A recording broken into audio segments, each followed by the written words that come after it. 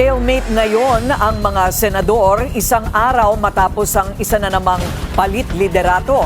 Ayon sa law professor at political analyst na si Howard Calleja, posibleng sa Korte Suprema hahantong ang gulo sa Senado.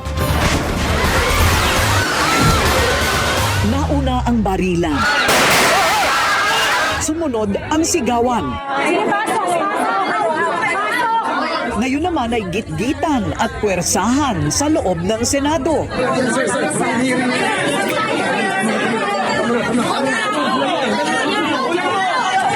Hanggang saan nga ba aabot ang bangayan at pagkakabaldado ng Senado?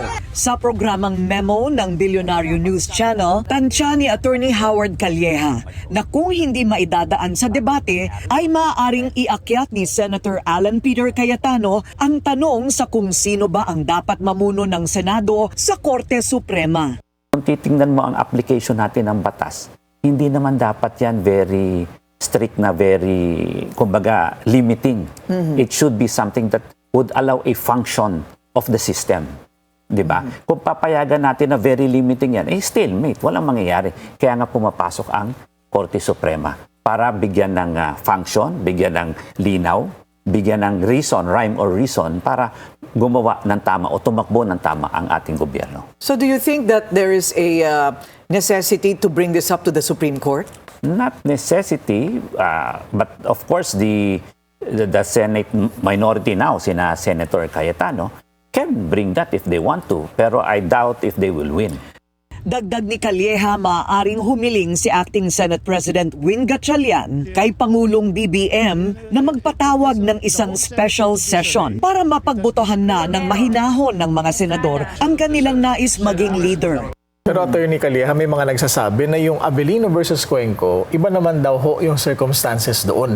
Dahil yung isang senador doon may sakit, nasa ospital, at yung isa abroad. Pwede ho bang ma-apply yun sa kasalukuyang sitwasyon? Pero ang tawag doon is, are they within the Senate processes? So yung kaya ba silang kunin o arestuhin or puwersahin pumasok ng Senado? Paano mga pepersen? Klaro na nga yun at may precedents na nga na si Jinggoy ay nasa kulungan. So hindi mo mapipilit yan. At sabi ko nga, sino ba ang makakahanap kay Bato? Sa ilalim ng bato? O nasaan man siya nagtatago?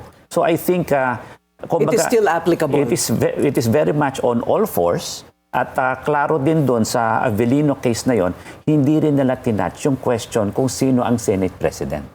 They only touch the issue of quorum.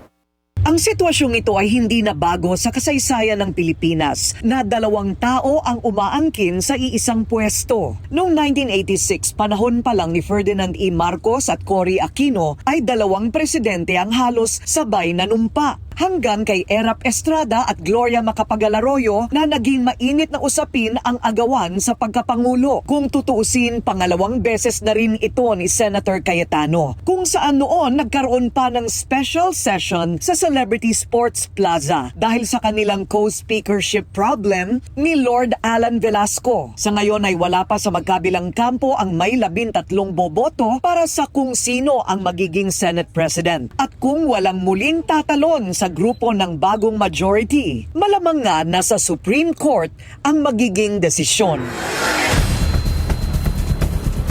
Ang malinaw ngayon ay hindi pa tapos ang laban para sa liderato ng Senado.